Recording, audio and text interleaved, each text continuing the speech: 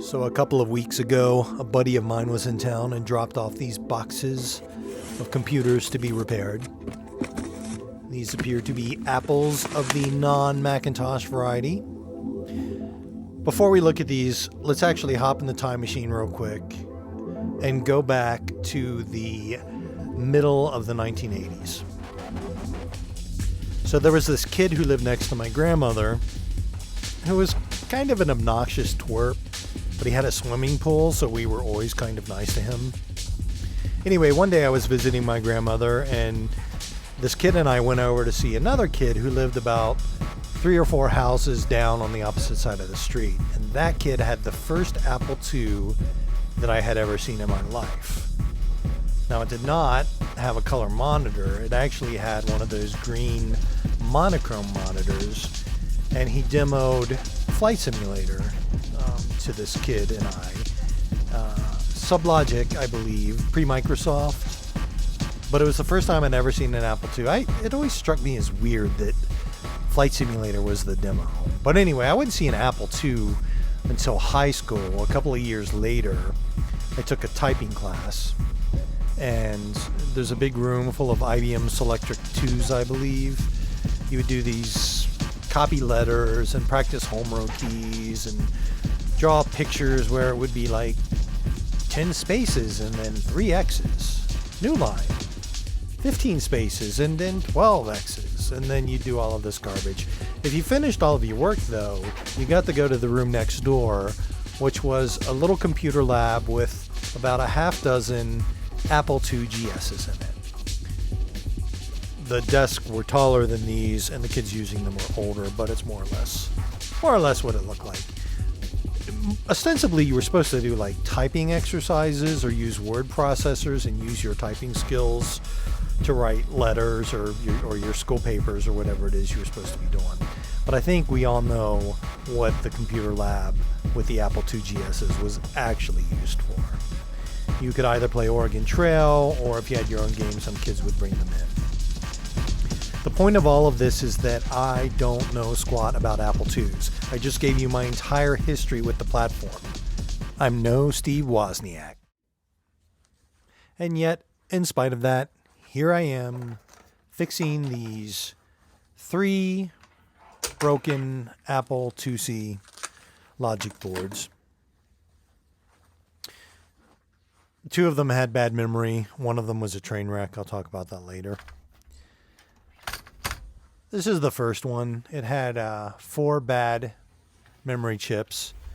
Little 16-pin Micron guys. I guess they are notorious for going bad. Plug in the Apple II VGA and we'll hook it up to this little ViewSonic 1024x768 panel I have. And then I also have this floppy EMU widget that can emulate floppies for the Lisa, the Apple II, and the Macintosh compacts.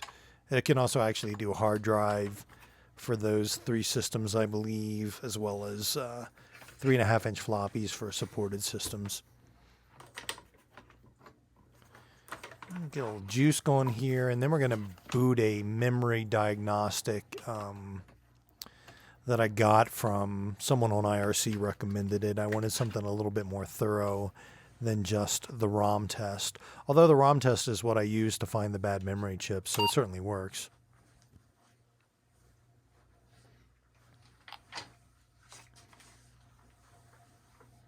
Was there a non-pro version of ProDOS? I guess just DOS.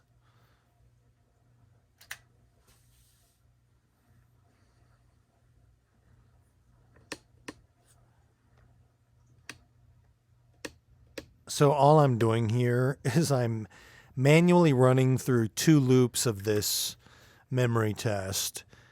And the reason why I'm doing this is because I'm kind of a knucklehead and I couldn't figure out how to up the number of loops it would run through. It turns out you use the plus and minus buttons or keys as you would expect. But I didn't know that when I was making this video, so I just pressed run all a bunch of times. Later on, I actually ran both of the repaired memory systems through about 100 loops of this to not only verify that the memory was good, but just as sort of a stability test.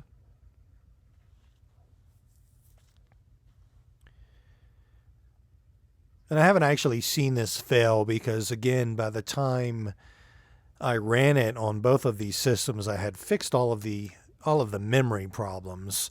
The second system had some other little glitches that we'll talk about. But this first machine, had no issues whatsoever. I mean, it was rock solid pretty much through all of the games and all of the tests that I ran on it. I didn't have any problems at all.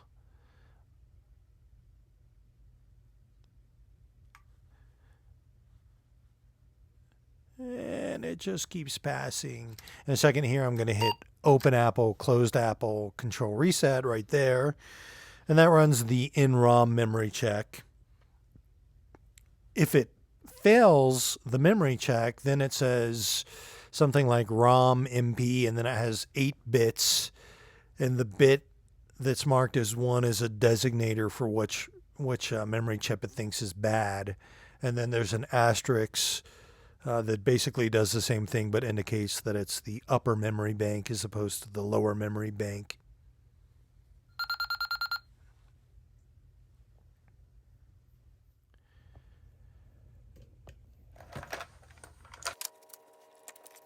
So this is a quick little video that just shows me being a further knucklehead because for whatever reason, I decided I wanted to actually use the floppy drive rather than the floppy EMU. And I didn't realize that the floppy that I had used last week had somehow gotten corrupted. So I was certain that the disk was good and I couldn't get it to boot. And so finally I'm just like, you know what? Let's just make a new disk. And I did that. And would you believe it fixed the glitch? Get a little bit of Lode Runner action going here.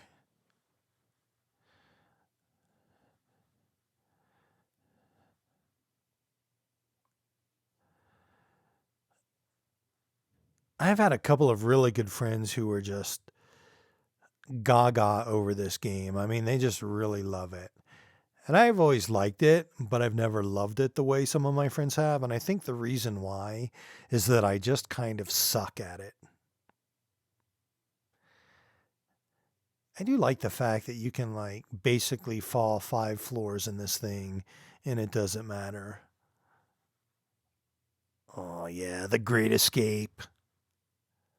That's some solid Lode Runnering there. Lode Running? Yeah, that makes more sense. Lode Runnering doesn't make much sense. All right. Enough of that nonsense.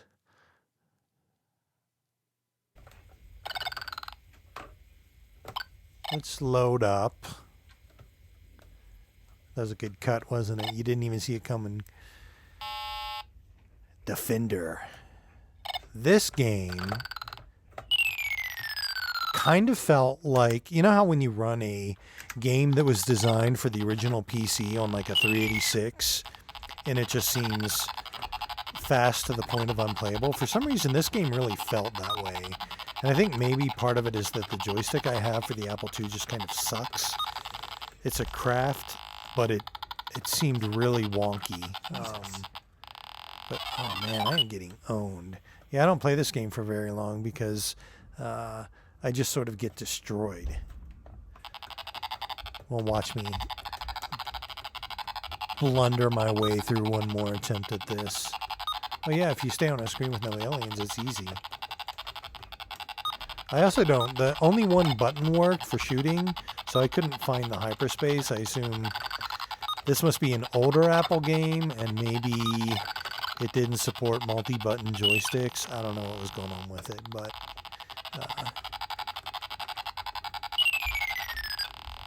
thrilling gameplay here.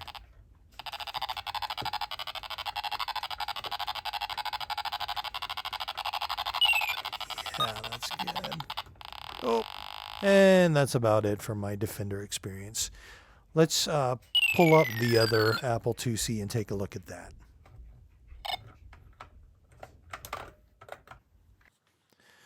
Okay, so let's take a look at this second Apple IIc. This one also had 4 bad memory chips and a bad keyboard controller. If you look at the screen there, you can see that the video is a little glitchy. Now, a wiser person than me, a Steve Wozniak, if you will, would probably have taken one look at this and gone, you know, maybe this machine isn't as fixed as you think it is. But instead, I fumble around with the VGA connection because I'm like, well, maybe that's loose. And it wasn't.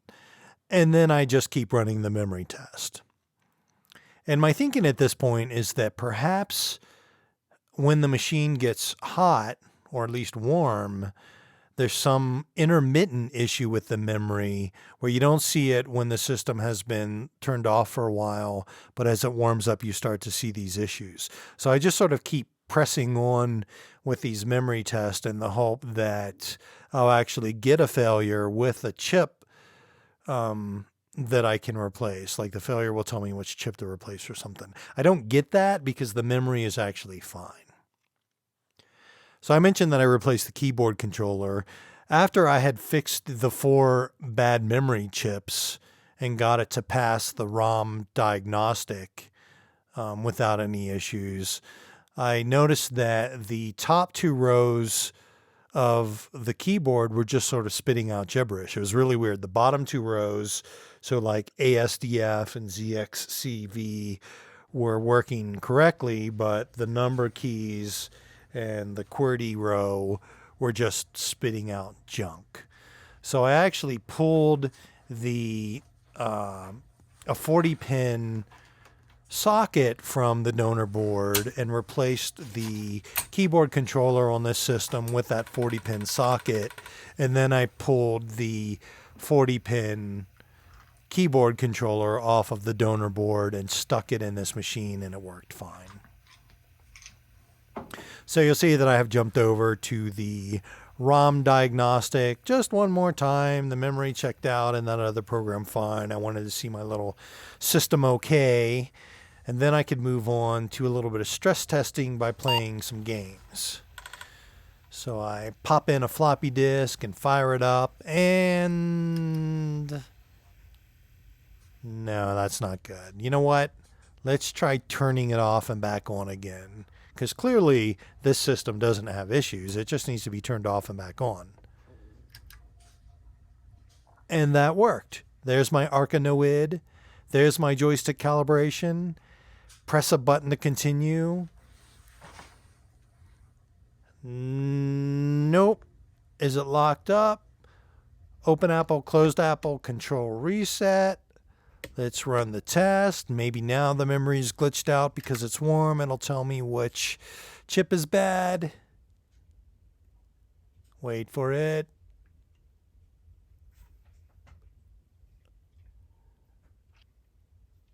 Wait for it. It seems like it's taken a lot longer on this particular test. Nope, there we go. System okay. No problem. Fire back up Arcanoid. Calibrate the joystick. Calibrate the joystick. Got some sufficient range there. And that doesn't look right, does it? What is that? And it locked up on me. So you know what I think? I think it's the floppy drive. Let's replace that with the other floppy drive and see if it works. Oh, you know what?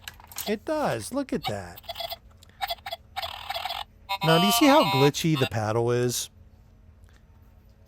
I know you think that I'm a terrible Arcanoid player, and you're not wrong, but I'm not that bad.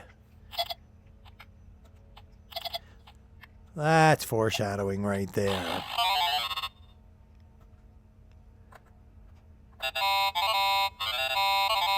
So let's actually jump out of Arcanoid and move over to fan favorite Kicks. Is it pronounced Kicks? I haven't heard whether that's correct or not. I might be making a fool out of myself. I mean, more so than usual, by mispronouncing the name of a almost 40-year-old video game.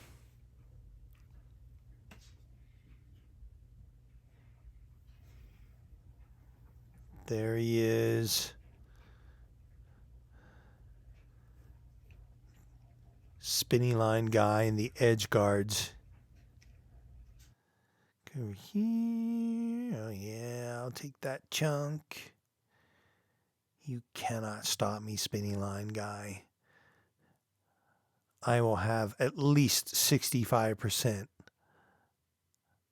Oh, I got greedy. Oh, I hate that. I got greedy. Son of a bitch. All right, this time is for the gold. Go across there. Go down and get that. Yeah. And 47%.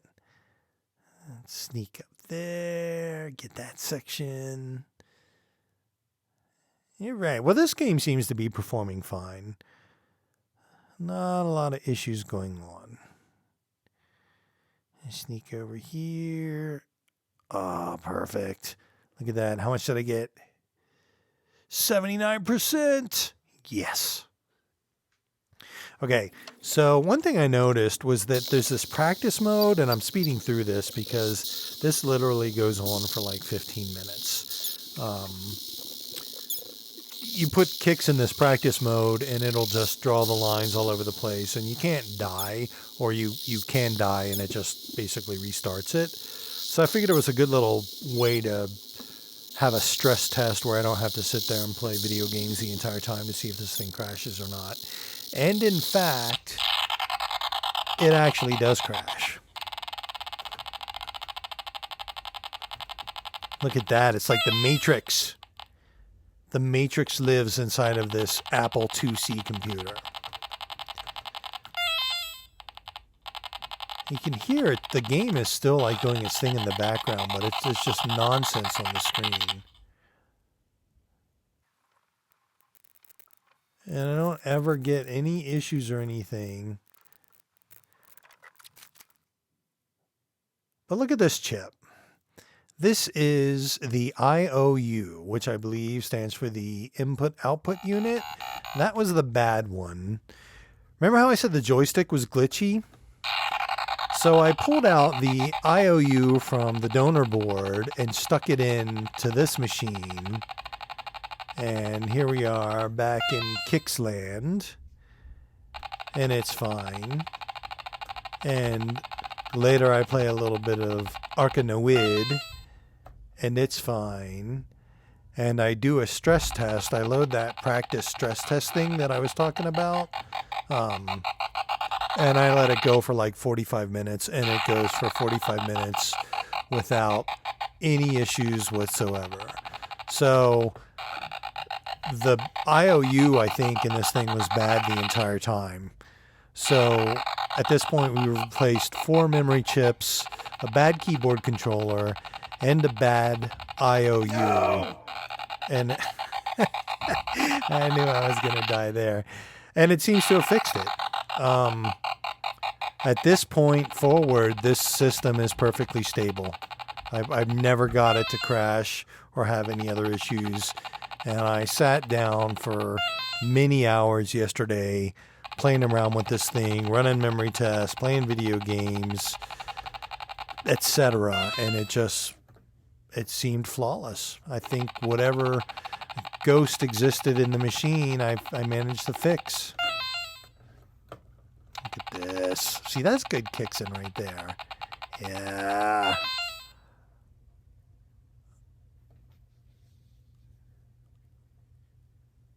Oh, man, 81%. That's not bad. That is not the worst kicks in ever. All right, let's jump ship here to the Dig Dug. Joystick, please. It should be a W for worst joystick in the history of joysticks.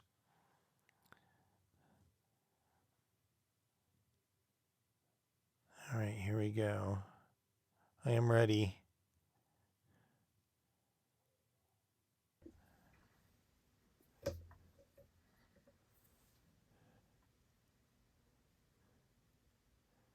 Yeah, let's just wait for somebody to sneak over here. That's good strategy.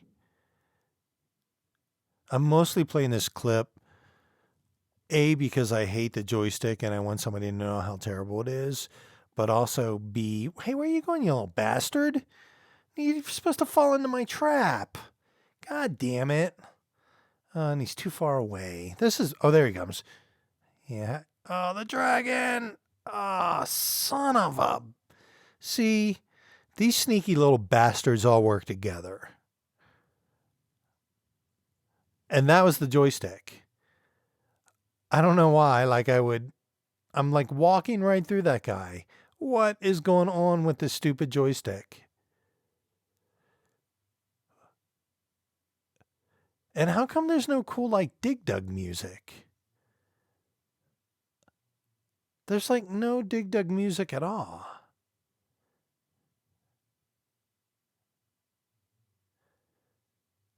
Like in the arcade version of Dig Dug, every time you move, it plays like part of the music. That sneaky little bastard getting away. I hate that guy.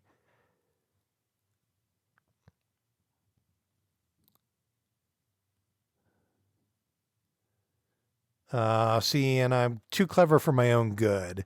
Like if you get right up against them, but you don't actually break the wall, then you can shoot your little, whatever that thing is. It's a sprayer, I think it's supposed to be. I don't know. I'm not a Dig Dug aficionado. I have it on the main cabinet. I'm actually way better at it on that than I am on this Apple IIc. Do you like the venom in my voice when I say Apple IIc now? That's what you get after you've spent the better part of a weekend trying to get a couple of these things to actually work. You just become bitter and jaded about the entire process. Yeah, you come in there and I'm going to get you. Yes. I'm going to get this dragon too. Screw you. That's right. See, now I'm bringing my A game.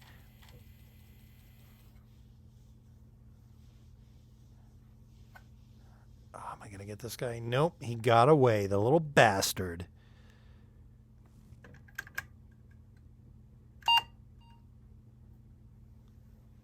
Beep? Really?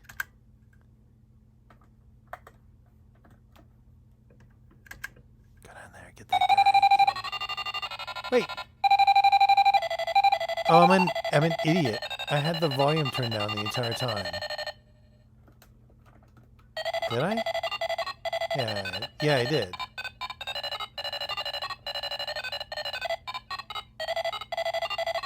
This is why I shouldn't be allowed to make YouTube videos. Because I sit here and I play a game for like 5 minutes bitching about the poor sound, and then I don't even have the volume turned up. And then that dude just like totally roasted me. And I'm going to do it again. No, I gotcha. That's some solid Dig Dugging.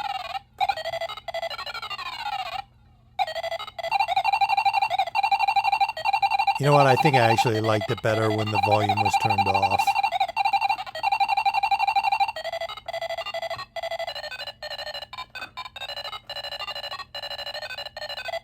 So let me try my trick again, and I did the exact same thing. What an idiot. What terrible Dig Dugger.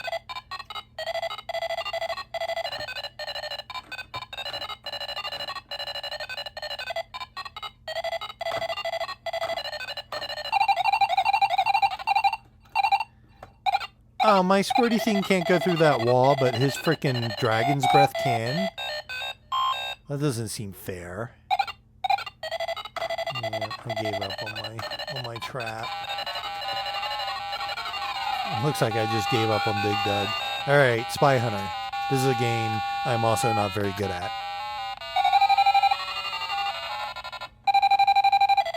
J, please.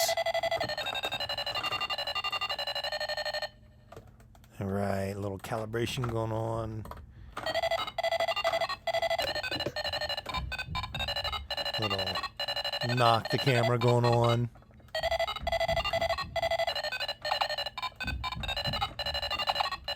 What is this ridiculous beeping that's going on?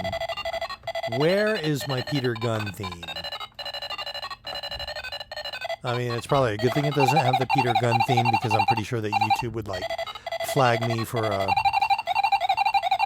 Mancini copyright violation or something. But yeah, that guy's toast.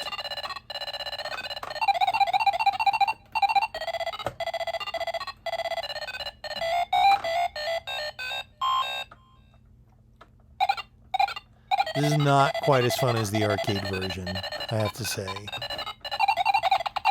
Some of it's the controllers. I am using the joystick from hell. Some of it is the fact that I don't have my awesome Peter Gunn theme.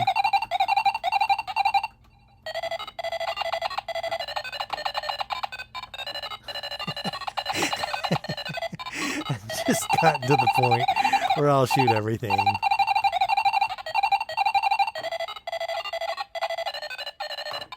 Ah, you bastard!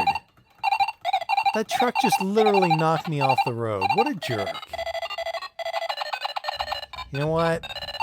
That's what I think of your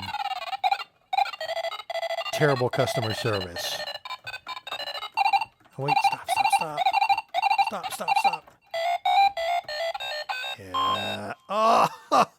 Oh, this is like the worst spy hunter ever. The truck literally just, well, I don't know. I think that was his fault. I'm going to say it's his fault. These blue cars, you can't shoot them. You have to knock them off the road. Which is actually kind of fun. But you can't knock that guy off the road because he's got the little tire daggers, I think, are what those are officially called. Yeah.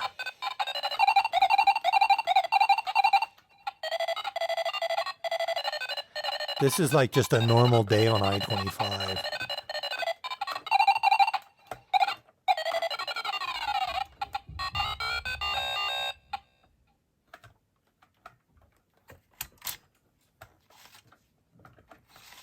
When do I get to be a boat?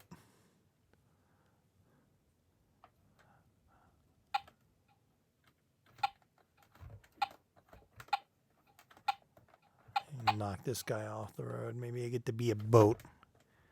They might not have the boat in this version. I don't know. We're not exactly... it's not a stellar arcade port. I don't think. We have, what, 6 colors going there? Light blue, dark blue, white, red, green. Oh, there's water, though. You gotta shoot that guy. Ah, what? Oh, man. I think this is my last car, too. And I'm out of water, so I don't get to be a boat. Am I confused? You get to be a boat in this game, right? Hey, slow down. You'll get like a smoke screen or something. Come on, let me in.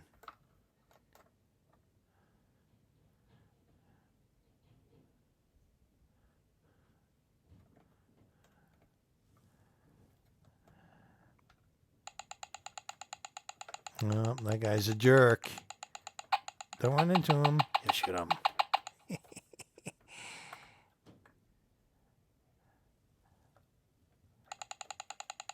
Oh, that guy's a jerk too. Good sound effects.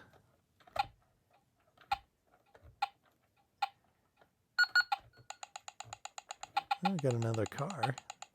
That's cool. And that guy just knocked me out. All right, this is my last car. It's boat or bust. And then I get obnoxious with the truck and I kill myself. All right, enough of that nonsense.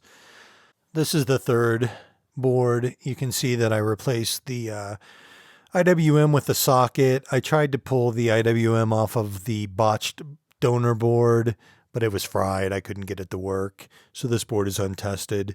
It does have good NEC RAM. I'd say so. This is probably a board worth investing time in if you had an IWM. This is the serial fix from the donor board that I'm just showing you because that board doesn't have it. It's a crystal replacing the TTL, and then on the back there's a couple of traces that have been cut, and then some jumper wires. So if that other board was to be fixed at some point in the future, it may need this serial timing fix. It really just depends on what you're using it for. This is the first board we looked at. 4 memory chips replaced. I think it's good now. It tested, it's stable. It's good. This is the second one, the one we just looked at a little bit ago. 4 memory chips, IOU, keyboard controller replaced. It's also good now. This is the donor board. Pulled the memory off of it, the IOU socket. Pulled the ROM socket off for the IWM on the other board. Here we'll flip it over to the back. You can see where the IWM was soldered by someone who isn't me.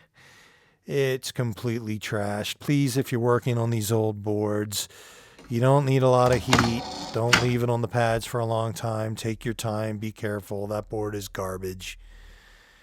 Here's the chips that got pulled. I'm going to go slow-mo so I have time to talk about them.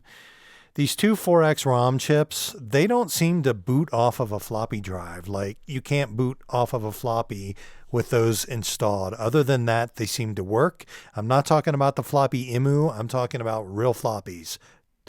Those are the MMU and the CPU. I think they're probably good. I didn't really test them, but these guys right here, the 9 bad memory chips. You notice I said I replaced 8, but there are 9 there. All of these chips are bad. That's also the bad keyboard controller, IOU, and unfortunately that IWM. So all of that got replaced across these 3 systems. 2 of the systems are good, and that's a repair done.